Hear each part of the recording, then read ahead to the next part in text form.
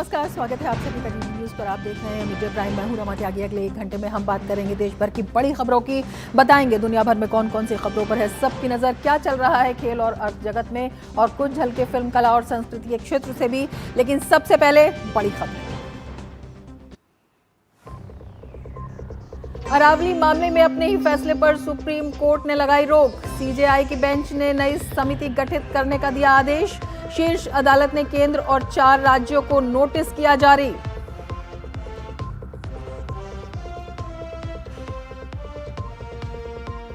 उन्नाव दुष्कर्म मामले में कुलदीप सेंगर को लगा झटका। कुलदीप सेंगर की सजा सस्पेंड करने के दिल्ली हाई कोर्ट के आदेश पर सुप्रीम कोर्ट ने लगाया स्टे।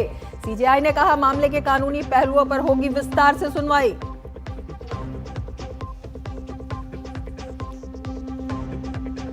पश्चिम बंगाल के मुख्य निर्वाचन अधिकारी कार्यालय ने सभी जिलों को दिया निर्देश। बीएलओ ऐप में अनमैप्ड मतदाताओं पर सुनवाई नोटिस सर्व न करने का दिया निर्देश।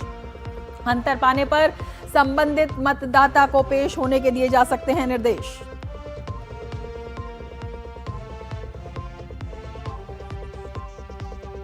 दिल्ली एनसीआर समेत उत्तर भारत में कड़ाके की ठंड और घना कोहरा। उत्तर प्रदेश में शीतलहर को देखते हुए 1 जनवरी तक 12वीं तक के सभी स्कूल बंद।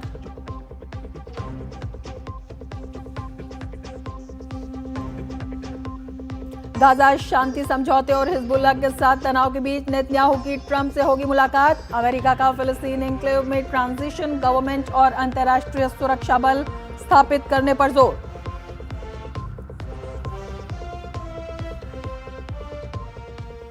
और अब विस्तार से समाचार। अरावली मामले में अपने ही फैसले पर सुप्रीम कोर्ट ने रोक लगा दी है। सुप्रीम कोर्ट ने कहा पिछले आदेश पर फिलहाल अमल नहीं। सीजेआई की बेंच ने नई समिति गठित करने का आदेश दिया है। इसके साथ ही विशेषज्ञों की राय पर विचार किया जाना चाहिए, ऐसा कहा गया है। कोर्ट ने केंद्र और 4 राज्यों को नोटिस भी जारी किया है। तो सीजेआई की बेंच ने नई समिति गठित करने का आदेश दे दिया है। विशेषज्ञों की राय पर विचार किया जाना चाहिए, सीजेआई ने कहा है। इसके साथ ही इस पूरे मामले में कोर्ट ने केंद्र और 4 राज्यों को नोटिस जारी कर दिया है। अरावली मामले पर सुप्रीम कोर्ट में सुनवाई और इसके बाद सुप्रीम कोर्ट का ये जो फैसला आया, सुप्रीम कोर्ट ने अपने ही फैसले पर रोक लगा दी है अरावली मामले में, और ये कहा है कि विशेषज्ञों की राय पर विचार किया जाना चाहिए। पिछले आदेश पर फिलहाल अमल नहीं किया जाएगा। तो ये बड़ा कदम, सीजेआई की बेंच ने नई समिति गठित करने का भी आदेश दे दिया है और विशेषज्ञों की राय को इसमें महत्वपूर्ण बताया और कहा है कि उस पर विचार किया जाना चाहिए। साथ ही कोर्ट ने केंद्र और 4 राज्यों को नोटिस भी जारी कर दिया है। कोर्ट ने केंद्र और 4 राज्यों को नोटिस जारी किया है और ये भी कहा है कि जो विशेषज्ञों की राय है इस पूरे मामले में वो बेहद अहम है, उस पर विचार किया जाना चाहिए। तो अपने ही फैसले पर अरावली मामले में सुप्रीम कोर्ट ने फिलहाल रोक लगा दी है। अरावली पर्वतमाला की बात करें, उत्तर पश्चिम भारत में है और 100 मीटर से अधिक ऊंचाई वाली पहाड़ियां ही अरावली का हिस्सा जो है वो बताई जाती हैं। राजस्थान सरकार बीते 20 वर्षों से इसी परिभाषा का इस्तेमाल कर रही है। अरावली पर्वतमाला हिमालय से करोड़ों वर्ष पुरानी है। अरावली पर्वतमाला की बात करें तो 2 अरब साल पुरानी ये पर्वतमाला है। उत्तर पश्चिम में भारत में 650 किलोमीटर लंबी है अरावली पर्वतमाला। 100 मीटर से अधिक ऊंचाई वाली पहाड़ियां ही अरावली का हिस्सा। राजस्थान सरकार इस परिभाषा पर पिछले 20 वर्षों से इस्तेमाल कर रही है। तो अरावली पर्वतमाला जो है वो हिमालय से भी करोड़ों वर्ष पुरानी है। अरावली पर्वतमाला 2 अरब साल पुरानी है।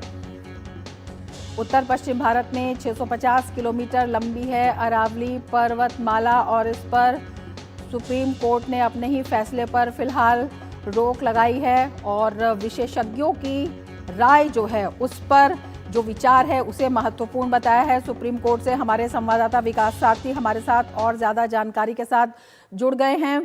विकास, क्या कुछ कहा है कोर्ट ने?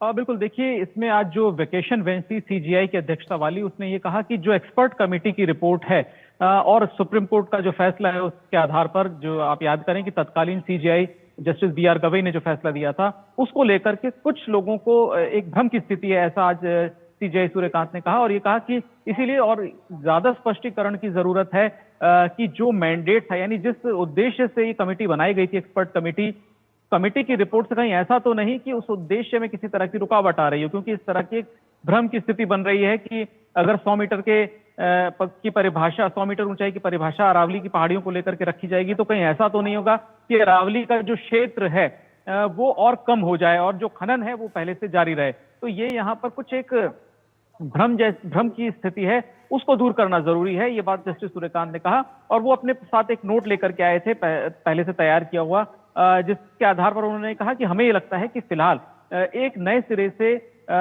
विशेषज्ञों से राय ली जानी चाहिए कि सुप्रीम कोर्ट का जो फैसला है और उससे पहले जो एक्सपर्ट कमेटी की रिपोर्ट है, क्या उससे उन उद्देश्यों की पूर्ति हो रही है जिनके लिए इस कमेटी का गठन किया गया था, यानी अरावली में इल्लीगल माइनिंग को रोका जाए, जो प्रोटेक्शन किया जाए इन पहाड़ियों का, क्या वो उद्देश्य पूरा होता है सुप्रीम कोर्ट के फैसले से। एक्सपर्ट्स एक बार फिर से इस पर विचार करें। और फिलहाल के लिए सुप्रीम कोर्ट ने नवंबर का जो फैसला था उस वक्त जो तत्कालीन सीजीआई जस्टिस बीआर गवई की बेंच का था, उस पर फिलहाल उसके अमल पर रोक लगा दी है। अब एक नए सिरे से विशेषज्ञ अपनी बात रखेंगे, कोर्ट उनकी बातों को भी सुनेगा कि क्या इसमें तब्दीलियों की जरूरत है या पुराना फैसला पूरी तरह से सही है और ये केवल एक भ्रम की स्थिति है। इसके अलावा कोर्ट ने केंद्र सरकार और जो 4 राज्य हैं जो जहां से अरावली गुजरती है, जिनमें दिल्ली, राजस्थान, हरियाणा और गुजरात है, इन राज्यों को भी नोटिस जारी किया है। इनकी भी बातों को कोर्ट सुनेगा। लेकिन जो बड़ा जो आज का निष्कर्ष है आज की सुनवाई का, वो ये है कि फिलहाल सुप्रीम कोर्ट के नवंबर के फैसले के हिसाब से माइनिंग की एक्टिविटी अभी अरावली क्षेत्र में उसको अनुमति नहीं दी जाएगी। जो पहले की स्थिति थी वही लागू रहेगी और किसी भी तरह की माइनिंग पर अरावली क्षेत्र में फिलहाल रोक लगी रहेगी, जब तक कि विशेषज्ञ नए सिरे से सुप्रीम कोर्ट के फैसले और उससे पहले एक्सपर्ट कमेटी की रिपोर्ट पर अपनी कोई राय नहीं दे देती। बिल्कुल। विकास, आपसे ये भी समझना चाहेंगे, सुप्रीम कोर्ट ने जो भ्रम शब्द का इस्तेमाल किया है वो आपसे समझना चाहेंगे इसकी पृष्ठभूमि में, जो इसकी परिभाषा जो है वर्षों से चली आ रही है, जिसके आलोक में सुप्रीम कोर्ट ने जो फैसला दिया था उसका जो मकसद था वो क्या था और अब किस तरह से विशेषज्ञों की राय पर विचार किया जाएगा?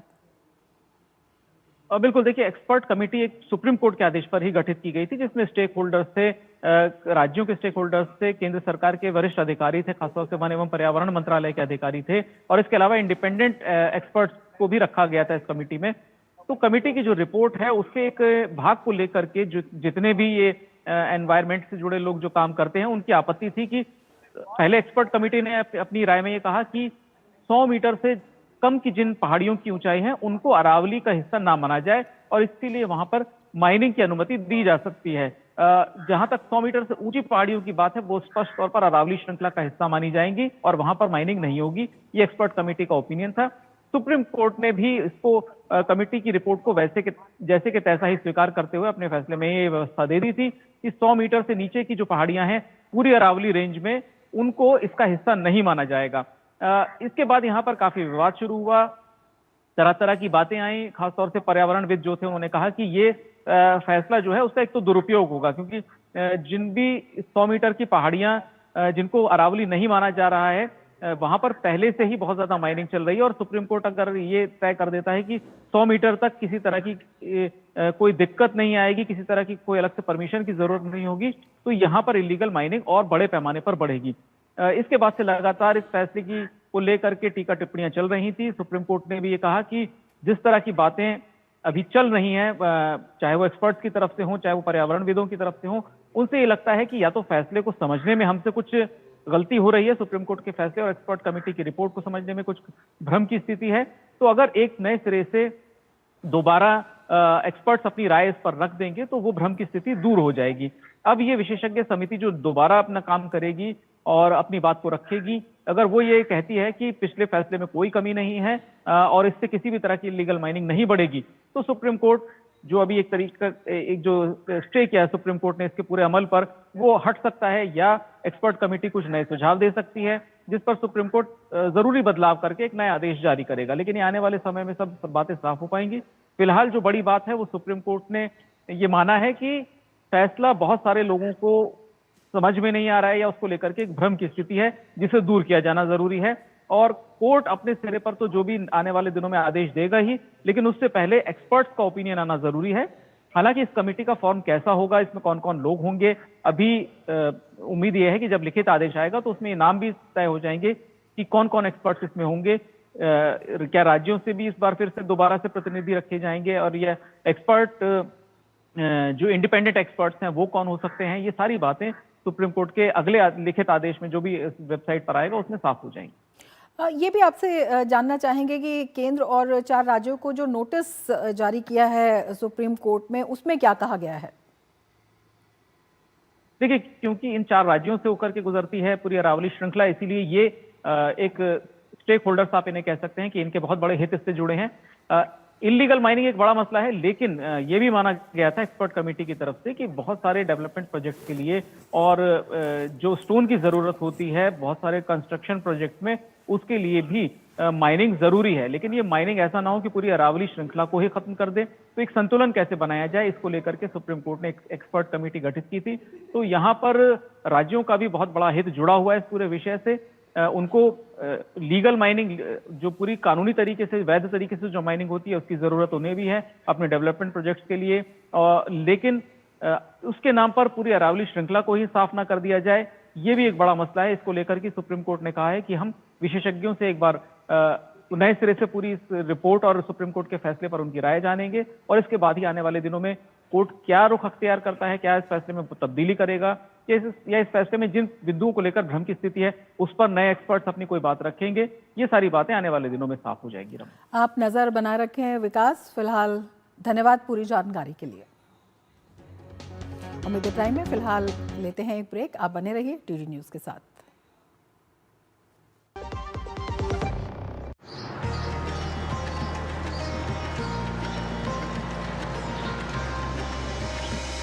माघ मेले की भव्यता और पवित्रता का एक बार फिर विश्व देखेगा नया स्वरूप।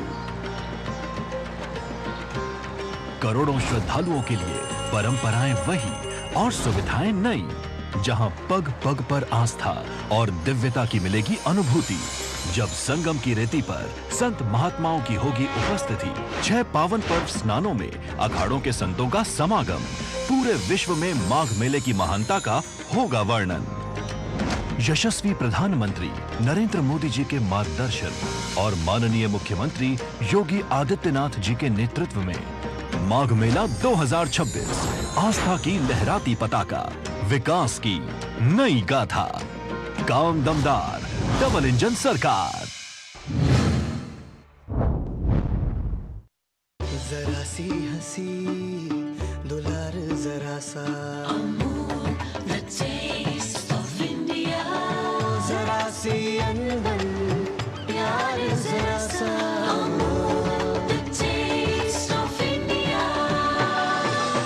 यही तो अमूल है स्वाद इंडिया का, यही तो अमूल है टेस्ट ऑफ इंडिया।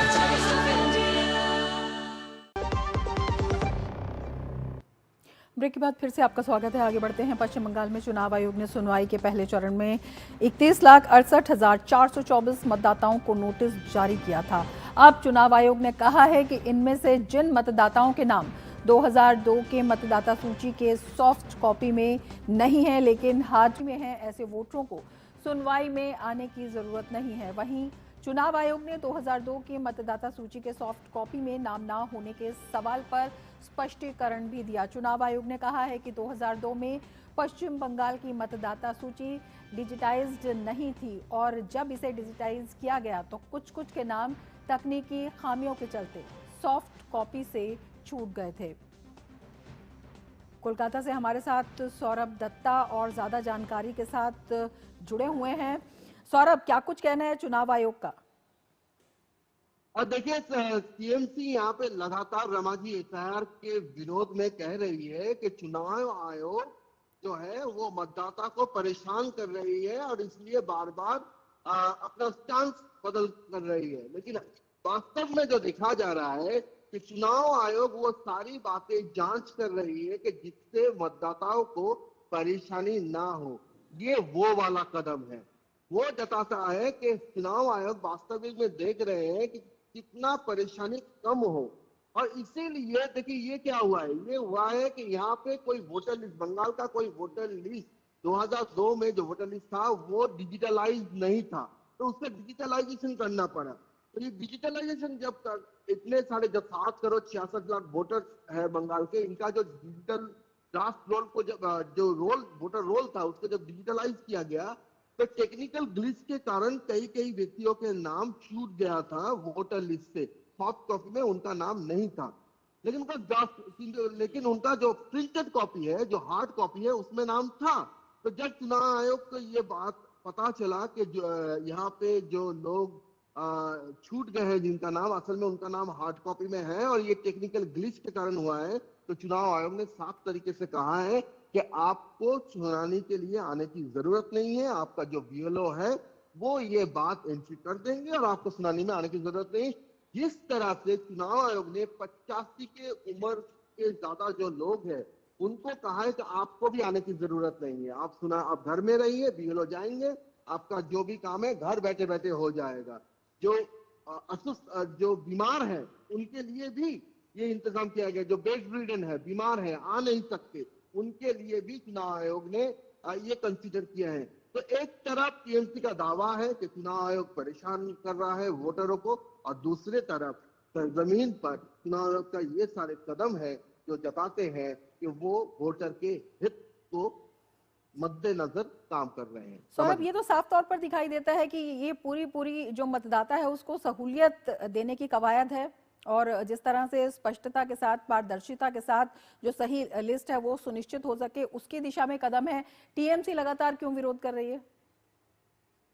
देखिए, टीएमसी का विरोध का जो कारण है, जो विपक्ष का जो कहना है कि ये जो 1 करोड़ 36 लाख जो लॉजिकल डिस्क्रिपेंसी के तहत जो नाम है और जो अनमैप्ड वोटर्स है, उनको लेकर चुनाव आयोग एक बात सीधी तरीके से ये सुनिश्चित करना चाहता है कि कोई भी अवैध वोटर किसी भी हथकंडे को यूज करके वोटर तालिका में रह ना जाए। इसलिए उन्होंने क्या किया है, इसलिए उन्होंने जो आप अगर 2002 में आपका अगर वोटर लिस्ट में नाम नहीं है, आप कोई लिंकेज दिखा नहीं पा रहे हैं, तो आपको सुनवाई के लिए बुलाया गया है।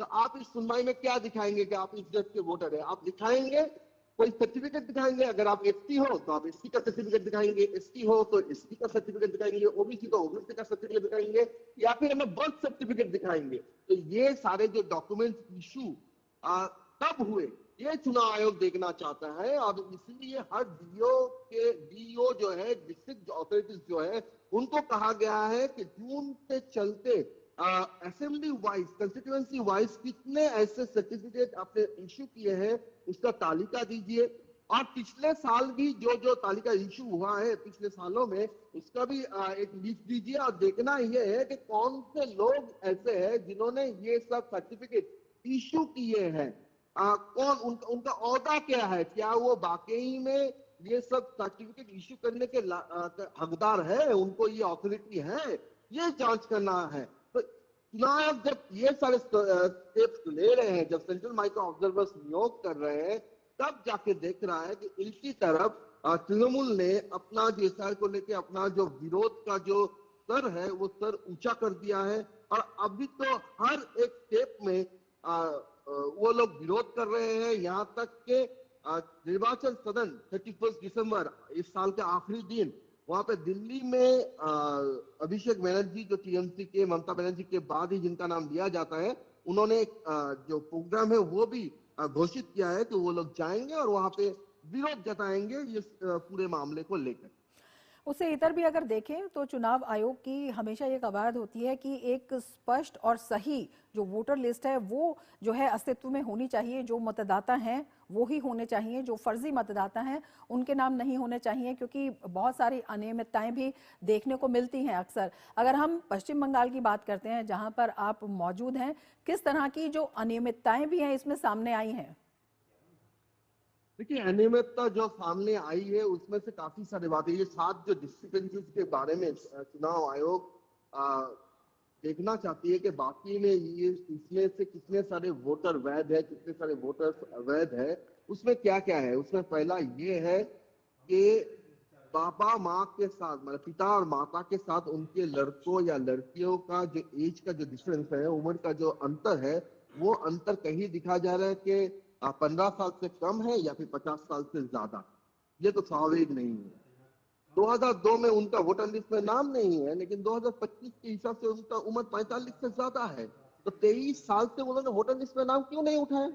ये सवाल तो उठेंगे, ये सवाल उठेंगे। और यहाँ के अभिषेक बनर्जी का जो कहना है, वो जो दावा किए है कि ब्लॉक ब्लॉक आप लिस्ट दिखाइए, किन किन लोगों को क्यों लॉजिकल डिस्क्रिपेंसी के किन कैटेगरी में डाला गया है। तो चुनाव आयोग बिल्कुल इसके बारे में सौरभ, कहना चुनाव है। आयोग जब तथ्यों के आधार पर जो है सही कदम उठा रहा है और उसे ठीक करने की कोशिश कर रहा है, और लगातार एसआईआर पर टीएमसी का जिस तरह से रुख देखने को मिल रहा है, ये जो विरोध है ये राजनीतिक ज्यादा दिखाई दे रहा है क्या? देखिए, अभी तक जिस तरह से ये सिचुएशन आगे बढ़ रहा है, तो उससे तो राजनीति दिखा जा रहा है। क्योंकि मैं जो बोल रहा था कि ये अभिषेक बनर्जी कह रहे हैं कि ब्लॉक ब्लॉक आप लॉजिकल डिस्क्रिमिनेशन का लिस्ट पब्लिश कीजिए। चुनाव का साफ कहना है, भाई वो व्यक्तिगत डेटा है, इनका अपने माँ बाबा से 15 साल से कम अंतर है या फिर 50 साल से कम अंतर है, ये तो उनका व्यक्तिगत तथ्य है, ये उनको पता चलेगा, ये पब्लिक के लिए नहीं है, ये सार्वजनिक नहीं है, ये चुनाव आयोग का कहना है। दूसरी ओर ये है, आप ये बताइए कि अभिषेक बनर्जी ने प्रेस कॉन्फ्रेंस किया था शनिवार को, और शनिवार को प्रेस कॉन्फ्रेंस के बाद रविवार को एक बीएलओ का मौत होता है, और तुरंत टीएमसी कहने लगते हैं एसआईआर के दबाव में ये बीएलओ सुसाइड किए हैं। तो ये भी कैसे हो सकता है कि जब जब टीएमसी को ऐसे घटना उनको वो जब ऐसे विरोध करते हैं, और विरोध के पक्ष में ऐसा कुछ कैसे घट जाता है कि तुरंत उनका जो सुर है, सुर सही ताल में बैठ जाता है, एटलीस्ट बैठाने की कोशिश करते हैं। और दूसरी बात यह है कि आप चुनाव आयोग के हर कदम का, आप सेंट्रल माइक्रो ऑब्जर्वर्स को लेकर भी आपको आपत्ति है, और सेंट्रल माइक्रो ऑब्जर्वर्स को लेकर आप आपत्ति करते हैं, और दूसरे दिन ही आपके स्टेट के जो कैडेट्स के जो ऑर्गेनाइजेशन है, WBCS के जो ऑर्गेनाइजेशन है, जो यूआरओ के हिसाब से काम कर रहे हैं, उनके साथ सीएम बैठक करती है, और WBCS एसोसिएशन की तरफ से चुनाव आयोग को जो चिट्ठी लिखा जाता है कि आप लोगों ने ये काम ठीक तरीके से नहीं किया, वही बात 3 दिन बाद टीएमसी के जो रिप्रेजेंटेटिव चुनाव आयोग में आते हैं, वो भी वही बात दोहराते हैं। तो यहाँ पे तो बात पर सवाल तो उठेगी कि जो बात आप उठा रहे हैं, अलग से आपके प्रभावित में जो ऑर्गेनाइजेशन है वही बात उठा रहे हैं, तो क्यों ऐसा हो रहा है? तो इसीलिए ये बात कहीं ना कहीं जाके आ रही है कि असल में वोट बैंक की राजनीति है। टीएमसी घबराहट में है कि कहीं ना कहीं उनके 1 करोड़ जो 36 लाख का जो फिगर है लॉजिकल डिस्क्रिपेंसी, वो उनको उनके जो वोट बैंक है उस पर भारी ना पड़े। कई बड़े सवालों के घेरे में टीएमसी फंसती नजर आ रही है। बहुत शुक्रिया सौरभ तमाम जानकारी के लिए।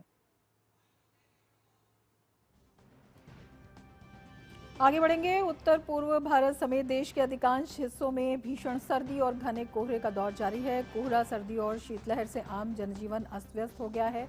कई राज्यों में एहतियातन बच्चों के स्कूलों को बंद कर दिया गया है, जबकि कई जगह पर हवाई यातायात प्रभावित है। शीतलहर के कारण यूपी में 12वीं तक स्कूल बंद कर दिए गए हैं और अधिकारियों को रैन बसेरों और अलाव की व्यवस्था करने के निर्देश दिए गए हैं। बिहार में 8वीं तक के स्कूल 30 दिसंबर तक बंद कर दिए गए हैं। रांची में 31 दिसंबर तक स्कूलों की छुट्टी कर दी गई है। दिल्ली एनसीआर में घने कोहरे के कारण सामान्य यातायात प्रभावित है। दृश्यता काफी कम होने से वाहन चलाना मुश्किल हो रहा है। असम के नौगांव में भी घना कोहरा छाया हुआ है। वहीं मथुरा शहर में सर्दी और कोहरे से लोगों का बुरा हाल है, जबकि हरिद्वार में मौसम विभाग ने येलो अलर्ट जारी किया है। घने कोहरे के कारण लोग परेशान हैं और दिल्ली में शीतलहर और कोहरे ने लोगों की परेशानी बढ़ा दी है। दृश्यता कम होने से लोगों को आने जाने में दिक्कत हो रही है। वहीं ट्रेन देरी से चल रही है और पर्यटन के लिए आ रहे लोगों को भी मायूस होना पड़ रहा है। हम लोग यहाँ टैक्सी ड्राइवर हैं, गाड़ी चलाते हैं, लेकिन अभी कुछ काम धाम हो नहीं रहा है क्योंकि फॉग इतना है कि कहीं रोड भी दिखाई नहीं दे रहा है। ट्रेनें सारी लेट हो रही है। अगर ट्रेनें टाइम पे आए, रोड साफ हो, तब तो कहीं आदमी जाए। 8 घंटे ट्रेन लेट हो गई थी, तो क्या बोलते हैं फिर अभी जा नहीं पाएंगे। अभी जब आएगी तब जाना पड़ेगा। हम सारे दोस्त आए थे मेरे, उन्हें दिल्ली गेट दिखाना था, लेकिन इतना कोहरा है, इतना स्मॉग है कि हम देख ही नहीं पा रहे। हम ऑटो से आ रहे थे और हमें आगे की गाड़ियां तक नहीं दिख रही है। हम सुबह इंडिया गेट देखने आए हैं और आप देख सकते हैं कोहरा ही कोहरा है, कोहरा ही कोहरा। मैं पैराग्लाइडिंग तो नहीं कर रहा हूँ, लेकिन यहाँ पे भी बहुत कोहरा है। तो कोहरे की वजह से काफ़ी दिक्कतों का सामना करना पड़ रहा है। कानपुर में भीषण सर्दी और गलन ने लोगों की मुश्किलें बढ़ा दी हैं। व्यवसायियों को भी इससे काफ़ी परेशानी हो रही है। सुबह आने में दिक्कत हो रही है। ठंड बहुत है। पीएससी मोड़ से आ रहा है, नमक भट्टी चौराहा सब जगह दुकान खोलने, बहुत ठंड, बहुत गलन है। गाड़ी पकड़ नहीं जा रही थी, इतनी गलन ज्यादा। गलन इतनी ज्यादा कि महादेवन से सकरापुर से आ रहा हूँ तो हाथ पैर काम नहीं कर रहे हैं बाइक में।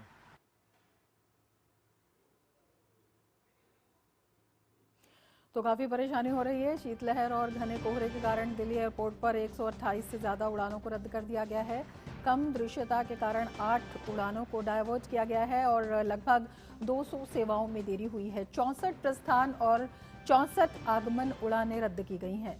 दिल्ली एयरपोर्ट ने एक्स पर एडवाइजरी जारी करते हुए कहा है कि रनवे पर दृश्यता में सुधार हो रहा है, लेकिन कुछ प्रस्थान और आगमन अभी भी प्रभावित हो सकते हैं। यात्रियों से नवीनतम जानकारी के लिए अपनी संबंधित एयरलाइंस से संपर्क करने की अपील की है।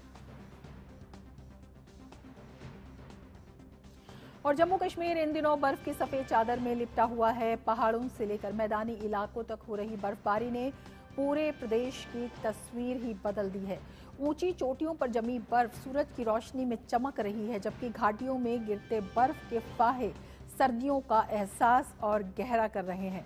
बर्फबारी से जनजीवन कुछ हद तक प्रभावित जरूर हुआ है, लेकिन इसके साथ ही कश्मीर की प्राकृतिक खूबसूरती अपने चरम पर पहुंच गई है। गुलमर्ग, पहलगाम और सोनमर्ग जैसे पर्यटन स्थल सैलानियों से गुलजार हैं। पर्यटक बर्फ में खेलते, स्कीइंग का आनंद लेते और इस खूबसूरत मौसम को कैमरों में कैद करते नजर आ रहे हैं।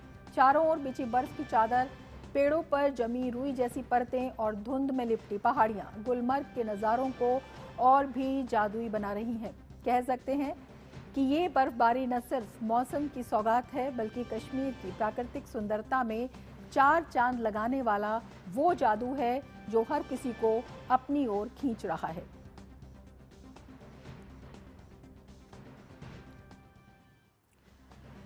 तो ये जम्मू कश्मीर के दृश्य आप देख रहे हैं, जहां पर लगातार बर्फबारी हो रही है। थोड़ी मौसम की दिक्कतें तो हैं, लेकिन खूबसूरती वहां की काफ़ी बढ़ गई है। और अगर पूरे उत्तर पूर्वी भारत की बात करें तो सर्दी ने परेशानी ज़रूर बढ़ा दी है। श्रीनगर से हमारे साथ शब्बीर डार जुड़े हुए हैं और दिल्ली से हमारे साथ मोहित शुक्ला जुड़े हुए हैं और ज़्यादा जानकारी के साथ। मोहित, सबसे पहले क्या कुछ स्थिति है और किस तरह से इस सर्दी से निजात पाने के जो उपाय हैं वो लोग तलाश रहे हैं?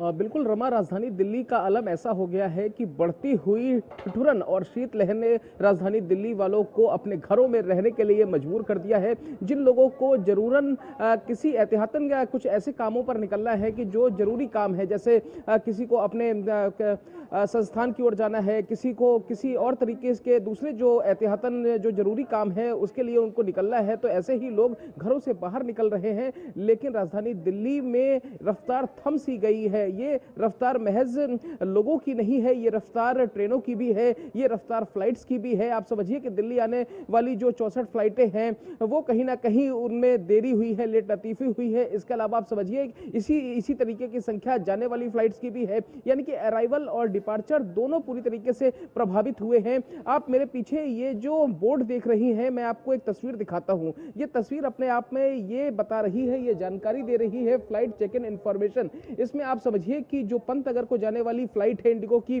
वो कैंसिल हुई है। एयर इंडिया एक्सप्रेस की गुवाहाटी जाने वाली फ्लाइट जो है वो कैंसिल हुई है। देहरादून जाने वाली इंडिगो की फ्लाइट कैंसिल हुई है। इसी तरीके से कई सारी और फ्लाइटें हैं जो या तो देरी से चल रही हैं या फिर वो निरस्त हो गई हैं। कई ऐसी फ्लाइटें हैं जो लगभग 4.5 घंटे की देरी से चल रही हैं। तो आप समझिए, आप ये जो स्क्रीन देख रही हैं इसमें साफ साफ जानकारी दी जा रही है फ्लाइट के डिले होने की या फिर उनके कैंसिलेशन की। इसके साथ ही दिल्ली एयरपोर्ट पर साफ साफ एडवाइजरी जारी की गई है।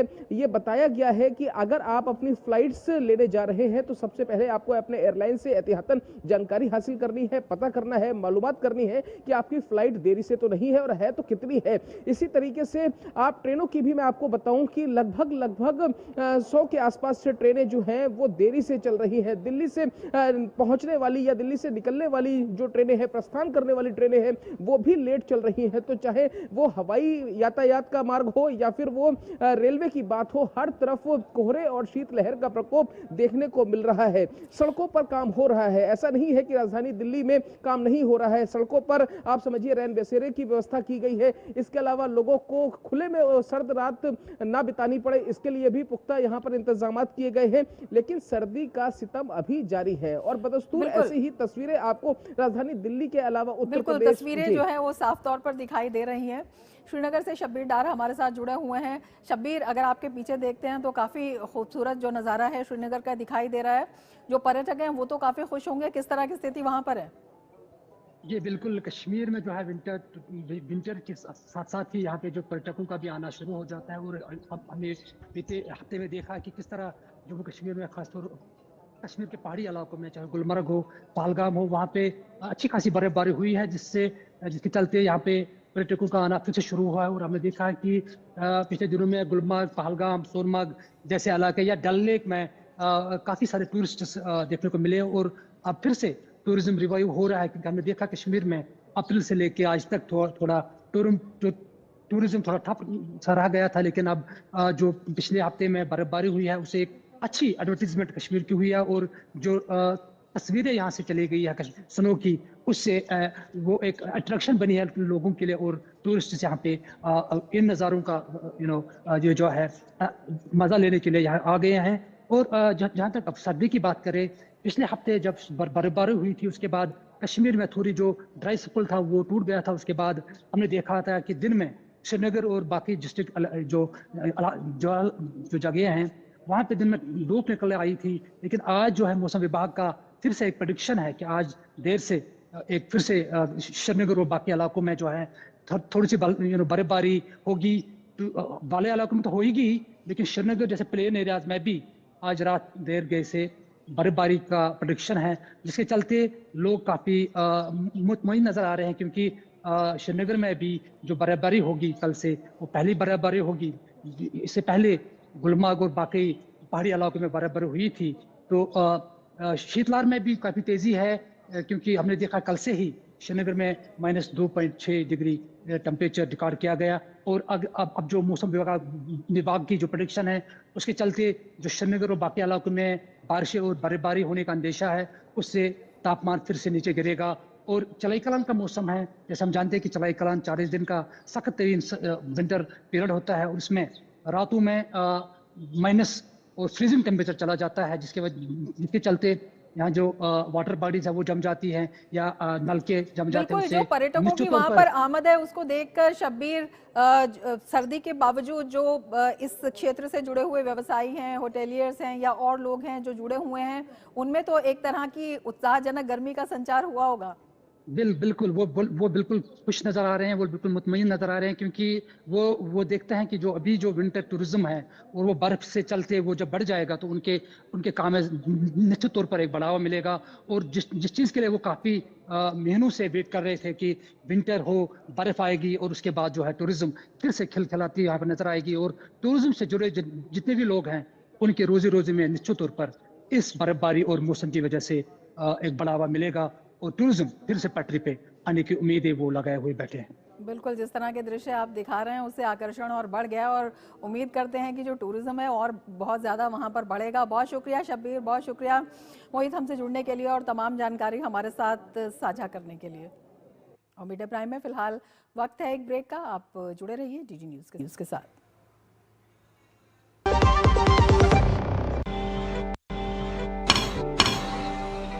ये आवाज है देश के उन कारीगरों की जिनके हाथ बनाते हैं हमारा जीवन आसान। पीएम विश्वकर्मा योजना के आने से मिल रही है हर विश्वकर्मा को एक नई उमंग, एक नई पहचान। मैं चाहता हूं विश्वकर्मा समाज, इन पारंपरिक कार्यों में लगे लोग केवल कारीगर बनकर न रह जाए, बल्कि मैं चाहता हूं वे कारीगर से ज्यादा वो उद्यमी बने, व्यवसायी बने।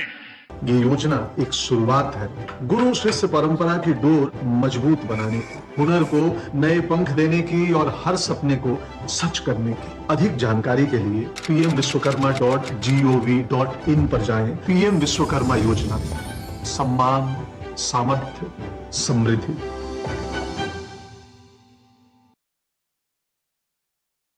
पढ़ता है, खेलता है, झूलता उछलता है, दौड़ता कभी कभी दौड़ कराता है, आगे आगे बढ़ता है इंडिया, अमूल दूध पीता है इंडिया। ब्रेक के बाद फिर से आपका स्वागत है। आगे बढ़ते हैं, बात करते हैं बांग्लादेश की। बांग्लादेश में हालात बिगड़ते जा रहे हैं। बांग्लादेश एक बार फिर से हिंसा की आग में झुलस रहा है। बांग्लादेश में अल्पसंख्यकों को चुन चुन कर निशाना बनाया जा रहा है। हाल ही में दीपू चंद्र दास और अमृत मंडल की भयावह हत्या कर दी गई। इस बीच त्रस्त बांग्लादेश में फंसे और सताए जा रहे हिंदू नागरिक आतंक से बचने के लिए अंतर्राष्ट्रीय समुदाय से गुहार लगा रहे हैं। बांग्लादेश में शेख हसीना की सरकार का तख्ता पलट हुए 1.5 साल हो गए हैं और इन 1.5 सालों में अल्पसंख्यकों खासकर हिंदुओं के खिलाफ हिंसा खूब बढ़ गई है। और तलब है जुलाई विद्रोह के नेता उस्मान हादी की मौत के बाद से बांग्लादेश में हिंसा भड़की हुई है। बांग्लादेश में अल्पसंख्यकों को निशाना बनाए जाने की खबरों पर कई देशों ने चिंता जताई है। तो हिंसा की आग में झुलस रहा है बांग्लादेश। बांग्लादेश में फरवरी में होने वाले चुनाव से पहले जमात-ए-इस्लामी के साथ प्रस्तावित गठबंधन को लेकर छात्रों के नेतृत्व वाली नेशनल सिटीजन पार्टी में रातों रात आंतरिक फूट उभर आई। दरअसल पार्टी के 30 नेताओं ने इस योजना का विरोध करते हुए एक संयुक्त पत्र जारी किया है, जबकि 2 वरिष्ठ सदस्यों ने अपने इस्तीफे की घोषणा कर दी है। एनसीपी स्टूडेंट्स अगेंस्ट डिस्क्रिमिनेशन का एक बड़ा राजनीतिक धड़ा है। एसएडी ने पिछले वर्ष हुए हिंसक आंदोलन का नेतृत्व किया था, जिसे जुलाई विद्रोह कहा जाता है। और सीधे आपको असम ले चलते हैं, जहां पर केंद्रीय गृह मंत्री अमित शाह अपना संबोधन दे रहे हैं। में फिर से भाजपा सरकार बनाने के संकल्प की मुट्ठी भींचिए और प्रचंड आवाज से बोलिए, भारत माता की। मंच पर उपस्थित 17 अधिकारी, श्री अमलान ज्योति देव जी, श्री जोगेंद्र मोहन देव जी, ये दोनों 17 अधिकारी प्रभु की उपस्थिति में आज आसाम में एक बहुत बड़े दिन पर हम सब एकत्रित आए हैं।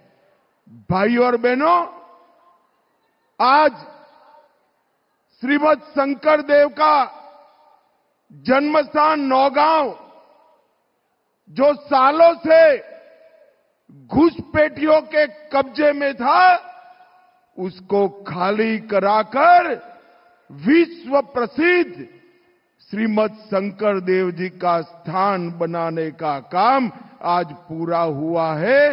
ये हम सब के लिए बहुत आनंद का विषय है। आज के कार्यक्रम में उपस्थित ये पूरे आयोजन को जिन्होंने संकल्प के रूप में लिया, ऐसे डॉक्टर हेमंत विश्व शर्मा, असम के मुख्यमंत्री जी, असम के पूर्व मुख्यमंत्री और अभी मोदी सरकार की मंत्रिपरिषद में केंद्रीय मंत्री श्रीमान सर्बानंद सोनोवाल जी, श्री बिमल वोरा जी, पवित्रा मार्गारेटा जी, श्री पीयूष हजारिका जी, श्री केशव महंत जी, श्री कौशिक राय जी, कामाख्या प्रसाद तासा जी, रूपक शर्मा जी और आज श्रीमद शंकर देव जी के स्मृति में यहां पर लाखों की संख्या में आए हुए सभी श्रीमद शंकर देव और माधव देव जी के अनुयायियों को मेरा प्रणाम, मेरा नमस्कार। सबसे पहले महापुरुष श्रीमद शंकर देव जी, उनके चरणों में शीश झुकाकर प्रणाम कर मेरी बात की शुरुआत करता हूं। श्रीमद माधव देव जी, उनकी स्मृति को भी मैं विनम्रता पूर्वक प्रणाम करता हूं और आसाम की भूमि पर आया हूं जहां मां कामाख्या विराजमान है। मां कामाख्या को भी सर झुकाकर प्रणाम कर मेरी बात की शुरुआत करना चाहता हूं। मित्रों, मेरा सौभाग्य है कि नौगांव की पवित्र भूमि, जहां महापुरुष श्रीमद शंकर देव जी ने जन्म लिया और जहां से नव वैष्णव धर्म को न केवल आसाम, पूरे पूर्वोत्तर में धर्म के रूप में प्रचारित करने का काम किया। ये नौगांव की पवित्र भूमि पर किसी भी व्यक्ति के लिए आना बड़े सौभाग्य की बात है, परंतु आज मेरे लिए विशेष सौभाग्य इसलिए है कि इस भूमि पर एक महान स्मारक श्रीमद शंकर देव जी का बना है। इसका आज शुभारंभ हेमंत जी और सर्वानंद जी के साथ करने का सौभाग्य मुझे मिला है। मैं आज भारत रत्न श्रद्धेय गोपीनाथ जी को भी याद करना चाहता हूं। अगर गोपीनाथ जी न होते तो हमारा ये आसाम, हमारे ये पूरा नॉर्थ ईस्ट भारत का हिस्सा न होता। गोपीनाथ जी ही थे जिन्होंने आसाम को भारत में रखने के लिए जवाहरलाल नेहरू को मजबूर कर दिया। हम सब गोपीनाथ जी के लिए बड़ी श्रद्धा के साथ ताली बजाकर उनको श्रद्धांजलि देने का काम करेंगे। मैं महान स्वतंत्रता सेनानी कनकलता बरुआ जी को भी नमन करता हूं और असमिया साहित्य के महान साहित्यकार रोखो राज लक्ष्मीनाथ बेजबरुआ की को भी प्रणाम करता हूं। मित्रों, आज बटद्रवा स्थान का लोकार्पण समारोह है और आज यहां महापुरुष शंकर देव अभिभार्व क्षेत्र बनाया गया है, जहां पर महापुरुष शंकर देव जी का जन्म हुआ। वो स्थान पर न केवल 1 साल, 5 साल, 10 साल, सदियों तक नव वैष्णव धर्म का डंका बजाने वाला स्थान आज इस नौगांव क्षेत्र में शुरू हुआ है। इस स्थान का निर्माण 3 फेज में किया गया। लगभग 250 करोड़ की लागत, 162 बीघा भूमि और सभी नव वैष्णव धर्म की परंपराओं को जमीन पर उतारने का काम किया। श्रीमद् भागवत के सभी धार्मिक चिन्हों को बहुत बारीकी से अध्ययन करके मूर्त स्वरूप देने का भी काम किया है। मैं अभी ये दिव्य स्थान पर जाकर आया हूं। मैंने पुनर्निर्मित रास्तों पर भी स्वयं चला हूं। शांत तालाबों के सामने थोड़ी देर रुका हूं। प्रार्थना कक्षों में नाम ध्वनि का मधुर श्रवण कर आया हूं और वहां पर आप भी जब जाएंगे वहां समय रुक जाता है, फिर से एक बार हमें श्रीमद शंकर देव के पवित्र चरणों में पहुंचाने का काम करा है। ये स्थान कोई स्थान नहीं रहने वाला है, 500 वर्षों की विरासत से हमें जोड़ने वाला स्थान बन गया है। मित्रों, मेरे लिए सौभाग्य की बात है, यही स्थान पर 26 दिसंबर 2020 को इसका भूमि पूजन मेरे हाथों हुआ था और मैं असम सरकार का धन्यवादी हूं कि इसके उद्घाटन का सौभाग्य भी मुझे ही मिला है। ये मेरे लिए बहुत बड़ी बात है। श्रीमद शंकर देव ने नव वैष्णव धर्म की स्थापना कर पूरे पूर्वोत्तर में श्रीमद भागवत को प्रस्थापित करने का काम किया। भागवत के बताए रास्तों पर ईश्वर की भक्ति करना, भागवत के बताए रास्तों पर अच्छा जीवन जीना और भागवत धर्म के अनुसार ही ये देश को अपनी मातृभूमि मानकर चलने का संदेश श्रीमद शंकर देव ने दिया। यह पवित्र स्थान सिर्फ एक पूजा घर नहीं है, एक नाम घर नहीं है, ये असम या सद्भाव का जीवन प्रतीक। अहम, बोडो, मिसिंग, कार्बी, राभा, कोच, राजवंशी, ताई, चाय बागान में काम करने वाली जनजातियां, बंगाली भाषी, नेपाली समुदाय, सभी समुदाय यहां पर आकर महान नव वैष्णव धर्म को आगे बढ़ाने का काम करते हैं। इसलिए ये स्थान हमारी असम की साझा संस्कृति को आगे बढ़ाने वाला स्थान बनने वाला है और सामूहिक भक्ति का भी स्थान बनने। महापुरुष श्रीमद शंकर देव जी की एक शरण नाम धर्म परंपरा को आगे बढ़ाने का ये निश्चित रूप से काम करेगा। महापुरुष शंकर देव जी ने मानवता और मातृभूमि दोनों का हमें संदेश दिया। उन्होंने कहा, धन्य धन्य कली काले, धन्य नर तनुभाल, धन्य धन्य भारत वर्षे।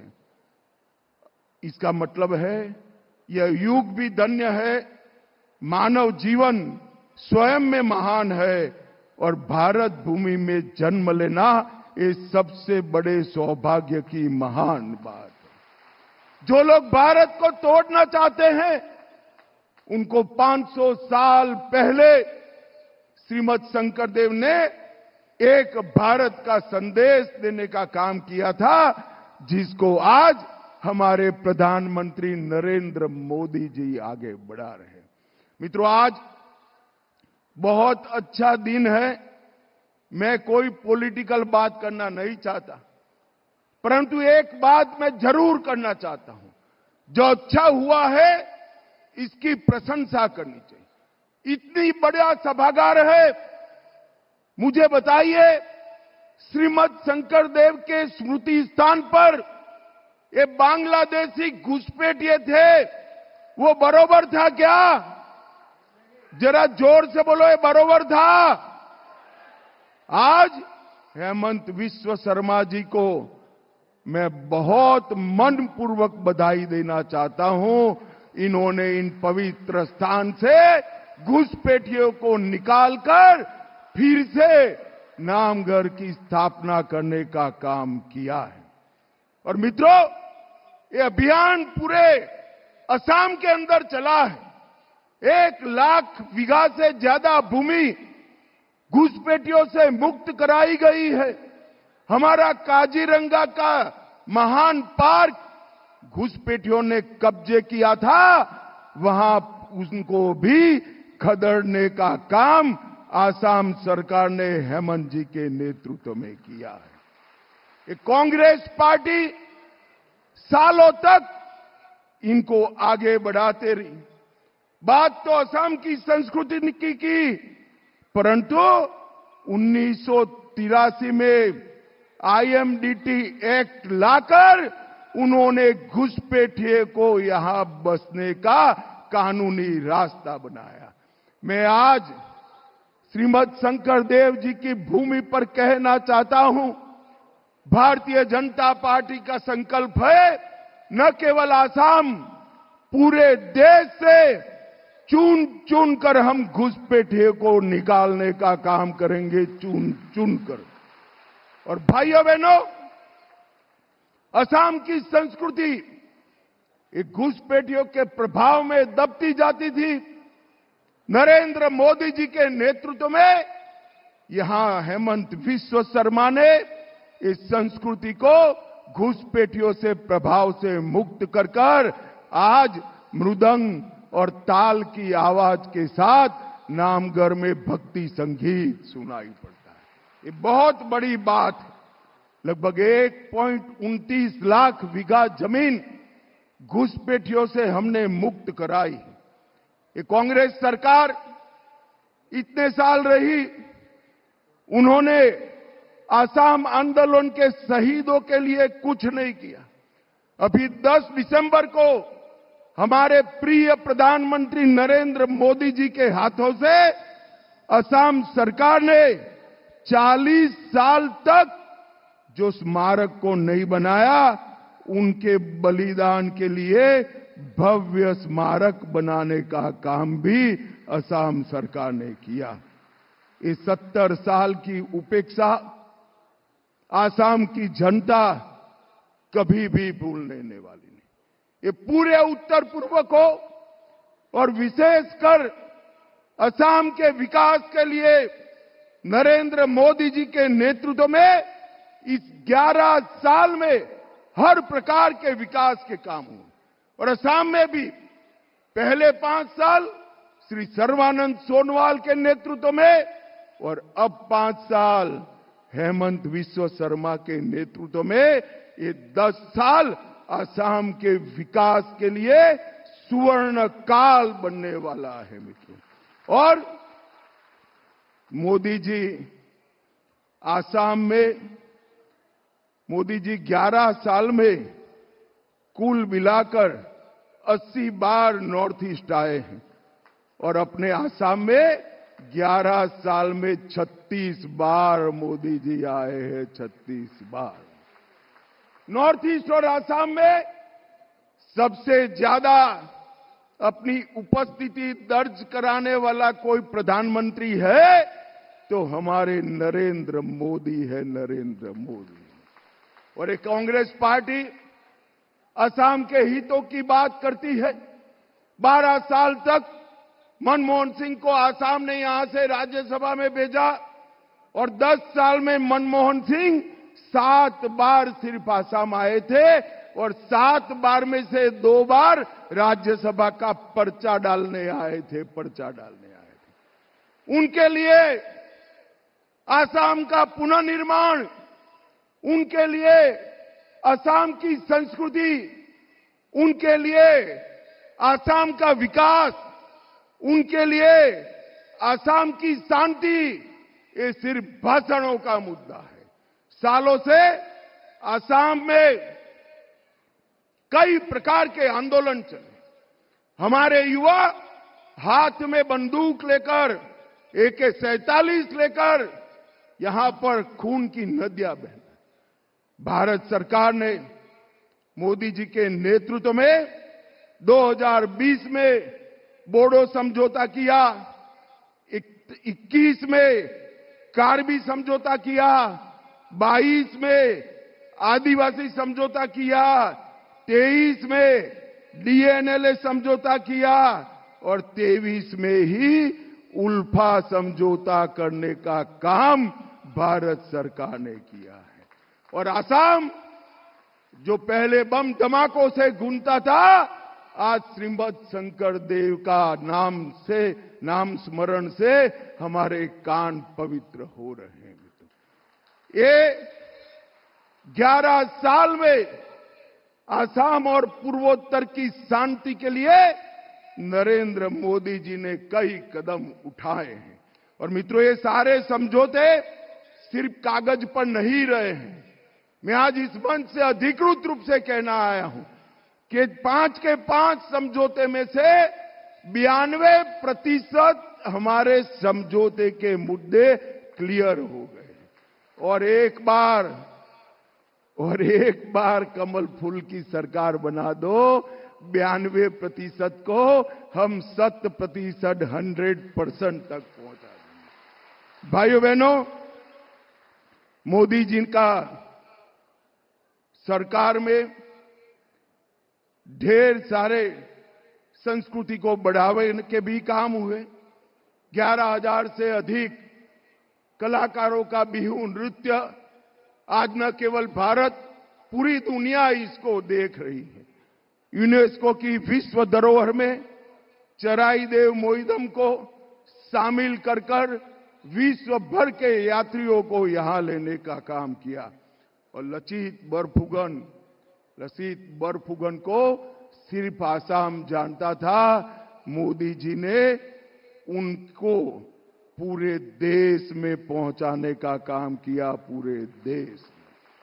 मैं ही गया था वो कार्यक्रम में, देश की 23 भाषाओं में लचित बरफुगन के जीवन चरित्र को गुजराती, मराठी, ओडिया, पंजाबी, तमिल, तेलुगु, मलयाली, हर भाषा में लचित बरफुगन के चरित्र को भाषांतरित करने का काम किया। और हमारा एक गमसा है ना, जरा जोर से बोलो, है ना, इसको जीआई टैग दिलवाने का काम भी नरेंद्र मोदी और हेमंत विश्वकर्मा के समय। 16वीं शताब्दी का वृंदावनी वस्त्र, जिसको एक प्रकार से श्रीमंत शंकरदेव ने डिजाइन किया था, वस्त्र पर वृंदावन में श्री कृष्ण के बचपन के जीवन के सारे प्रसंग उकेरे जाते हैं। वो वस्त्र को भी प्रदर्शनी के माध्यम से पूरे देश में लोकप्रिय करने का काम नरेंद्र मोदी जी ने किया। मित्रों, सिर्फ सांस्कृतिक विकास नहीं, हमने ढेर सारा विकास के काम भी किए हैं। एक कांग्रेस सरकार में असम से उनके प्रधानमंत्री जाते थे, 10 साल में 1,28,000 करोड़ रुपए दिए। जरा जोर से बोलो भाई, 10 साल में 1,28,000 करोड़। कितना? अरे जोर से बोलो, कितना? और नरेंद्र मोदी जी ने 14 से 24 में 1,28,000 करोड़ के सामने 15 लाख करोड़ रुपया असम के विकास के लिए खर्च किया। ये फर्क है भाजपा सरकार और कांग्रेस सरकार के बीच में। वो भाषण करते हैं, हम काम करते हैं। बोगीबील का ब्रिज आज देखने के लिए पूरी दुनिया उमड़ पड़ती है। हमने 7,000 करोड़ से आसाम में NH 715 के 85 किलोमीटर कालीबोर नमूलीगढ़ सेक्शन को 4 लेन बनाने का काम किया।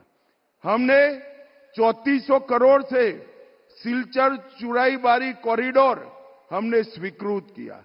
22,800 करोड़ से मेघालय से असम पंचग्राम तक का 170 किलोमीटर रोड को स्वीकृत किया।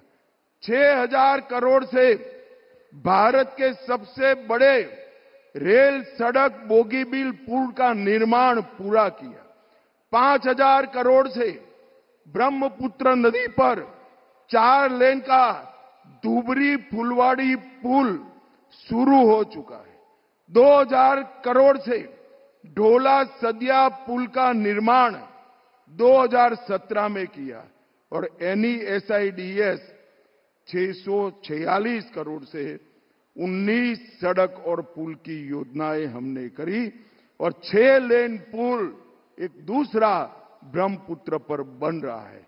रेलवेज, एयरवेज और कई जलमार्ग, सर्वानंद जी बैठे हैं यहां पर, लगभग 8,000 करोड़ का खर्च कर देश भर के यात्रियों को जल मार्ग से आसाम तक लाने का काम भारत सरकार ने किया।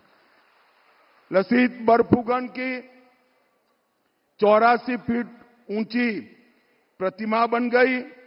भारत में निर्मित पहला स्वदेशी क्रूज जहाज एमवी गंगा विलास वाराणसी से डिब्रूगढ़ तक यात्रा कर चुका है।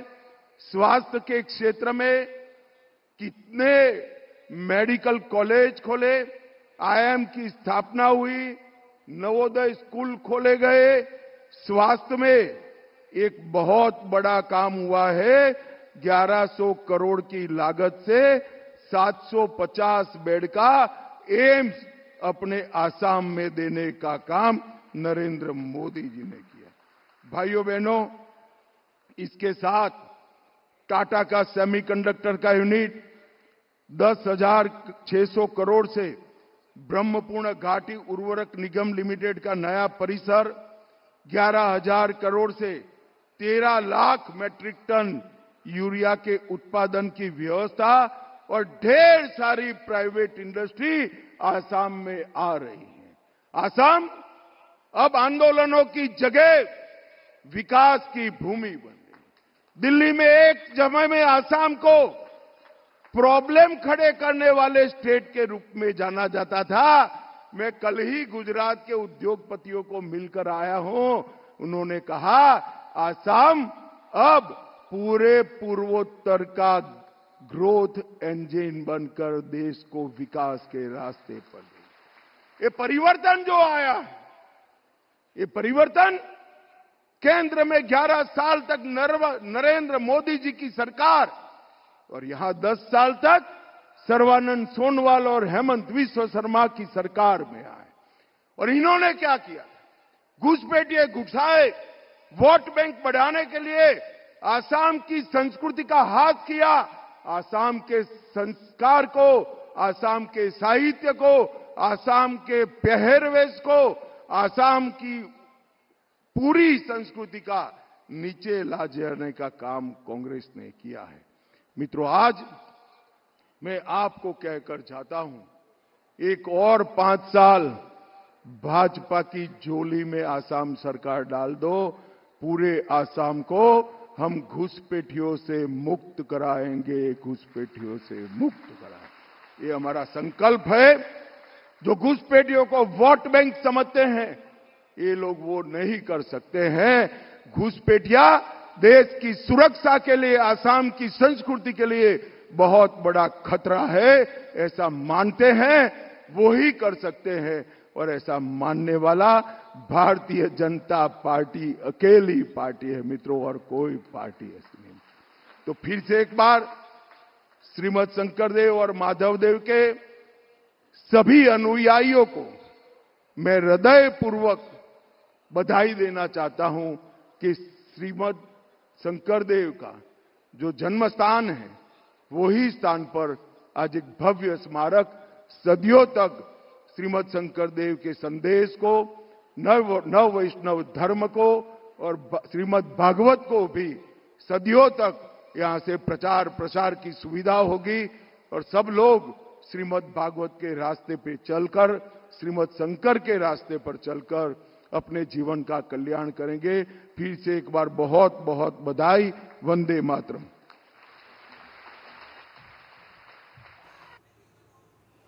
सीधा प्रसारण आप देख रहे थे असम के नौगांव से केंद्रीय गृह मंत्री अमित शाह के संबोधन का, जिन्होंने श्रीमंत शंकरदेव अभिवाक क्षेत्र का उद्घाटन किया। इसके साथ ही कई विकास परियोजनाओं का लोकार्पण किया और असम को पूर्वोत्तर का ग्रोथ इंजन बताने का जो है संकल्प भी दोहराया। और साथ ही कहा कि घुसपैठ से मुक्त करना इस क्षेत्र को हमारी प्राथमिकताओं में शामिल है। इसके साथ ही मिड डे प्राइम में फिलहाल इतना ही। दीजिए इजाजत। नमस्कार।